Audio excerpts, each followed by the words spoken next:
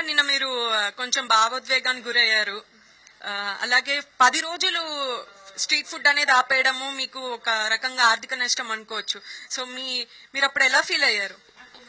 ఇలా ఫీల్ అయ్యంటే నిన్న కొంచెం బాధ అనిపించింది. నైట్ అంతా అసలు నిద్రపోలేదు.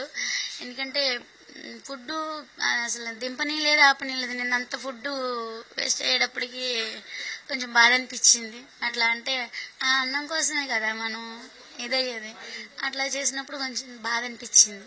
అంటే ఈ సమస్య గురించి పోరాడదాము, అలాగే అధికారుల దృష్టికి తీసుకెళ్దామని నిన్న మీరు అనుకున్నారా అంటే కానీ మేము ఎప్పుడు ఒకటే నమ్ముతాం, మనం చేసే పని మంచిగా ఉన్నప్పుడు. మా అమ్మ ఎప్పుడు చెప్పేది, మనం చేసే పని మంచిగా ఉన్నప్పుడు ప్రకృతి కూడా సహకరిస్తుంది దేవుడితో పాటు అని అన్నారు. నిజంగా ఆ మాట వాస్తవమైంది. ఇప్పుడు నిజంగా మరి నాకు సపోర్ట్ చేయడం అంటే నిజంగా ఎంత ఇదంటే ఆ దేవుడే. అవును, దేవుడి రూపంలోనే సీఎం గారు నాకు ఇవాళ ఓపెన్ చేసుకోమని చెప్పినందుకు నిజంగా నాకైతే మాటలు రావట్లేదు.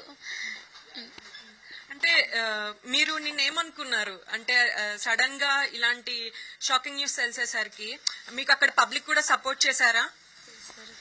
పబ్లిక్ సపోర్ట్ చేశారు.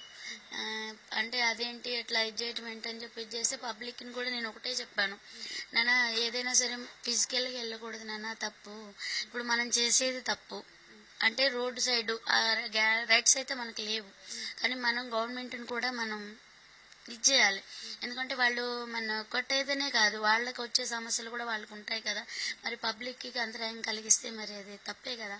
కానీ అది పబ్లిక్కి కూడా నేను అదే చెప్తున్నా, మీరు వచ్చిన దానివల్ల ఇంకొకళ్ళు సఫర్ అవ్వకూడదు, పబ్లిక్కి అంతరాయం కలగకూడదని చెప్తాను ఎవరికైనా సరే.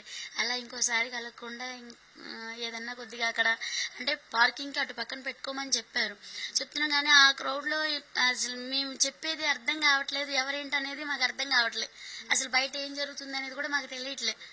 అది ఇది ఇట్లా ఇదయ్యేటప్పటికి అది.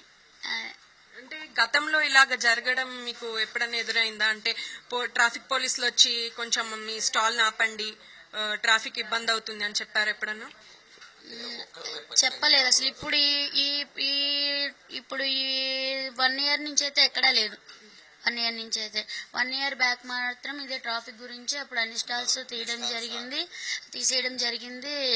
అప్పుడున్న ఇది కూడా ప్రభుత్వం కూడా మాకు సాయం చేశారు. అట్లా ఇలాంటి ప్రభుత్వాలు ఉంటే ఎప్పుడు మా లాంటి వాళ్ళం ఎప్పుడు బతుకుతూనే ఉంటాం. అది అంటే మీ ఫుడ్ తినలేము అని బాధపడి వెళ్లిపోయిన వాళ్ళు కూడా ఉన్నారు. సో మీ ఫుడ్ టేస్ట్ చేయలేము అంటే నిన్న ఫుడ్ అంతా సేల్ అయిందా? అసలు అవ్వలేదు.